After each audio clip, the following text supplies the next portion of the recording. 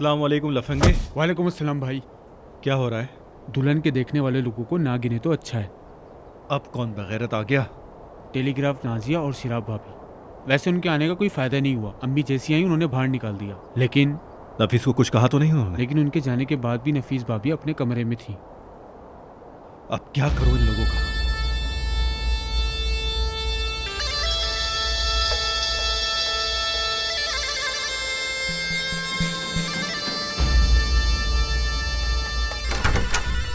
लाहौल वाला इस घर को हिला के रख दिया तुमने तो। अस्सलाम वालेकुम। और वालेकुम अस्सलाम। आप ठीक हैं भाभी? ज्यादा पागल ना हो, वो अपने कमरे में है।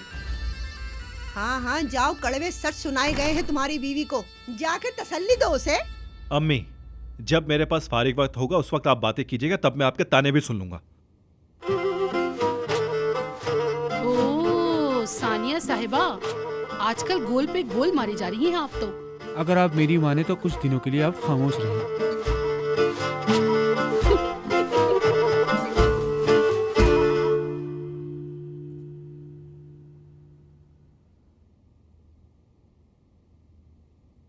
नफीस, तुम ठीक हो? नफीस मेरी बात सुनो, दरवाजा खोलो। ठीक है, मैं खुद ही खोल लेता हूं।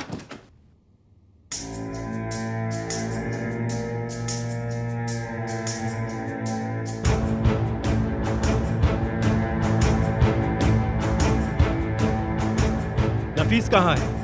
अपने कमरे में नहीं है अगर क्या? कमरे में होती तो मैं आप लोगों से क्यों पूछता कहाँ है वो? हाँ सही कह रहे हो। भाई आपने ठीक से देखा, वो तो अपने कमरे में ही थी। वो इंसान है, कोई ऐसी मखलूक नहीं जो गायब हो जाएगी खुद ही। 2 दिन में ही बीवी भाग गई है क्या? अम्मी आप दबाव ना डाले, मुझे बताएं कहाँ गई है?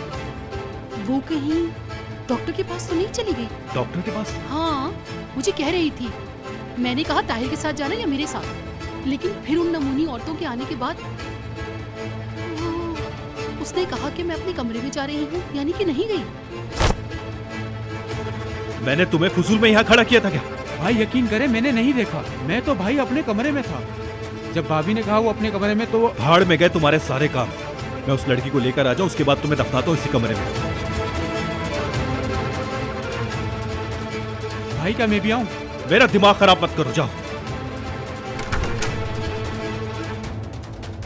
क्या मुसीबत है, अपनी मर्जी करोगी तो खुद ही फंसोगे तुम।